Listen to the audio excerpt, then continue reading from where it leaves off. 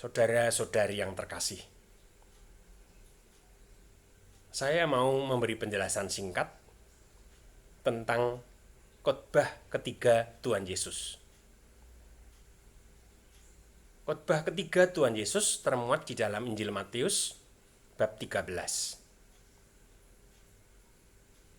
Di sana ditemukan berbagai perumpamaan mengenai kerajaan Allah. Yang dimaksud dengan kerajaan Allah ialah hadirnya kekuatan Allah di bumi ini dengan hadirnya Tuhan Yesus. Menurut Tuhan Yesus, ada 3 hal penting yang pantas diperhatikan mengenai kerajaan Allah. Yang pertama ialah bahwa kerajaan Allah itu sangat berharga. Beliau mengibaratkan dengan harta karun atau mutiara yang sangat indah. Sehingga untuk memperolehnya, orang bersedia mengorbankan apa saja yang telah dimilikinya. Yang kedua ialah bahwa kerajaan Allah itu bertumbuh dalam proses yang panjang. Dimulai dengan benih yang sangat kecil, yaitu hadirnya Tuhan Yesus di bumi ini.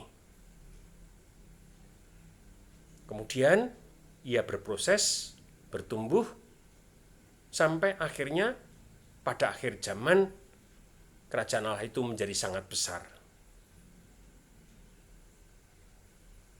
Dan yang ketiga ialah bahwa kerajaan Allah itu bertumbuh dalam kondisi disaingi oleh kerajaan lain, yaitu kerajaan setan. Kerajaan setan dan kerajaan Allah berbentuk hampir sama, sehingga orang tidak selalu mampu membedakannya. Tuhan Yesus mengibaratkan seperti daun ilalang dan daun gandum yang bentuk dan warnanya sangat mirip. Orang baru dapat membedakan gandum dan ilalang dengan baik ketika musim panen.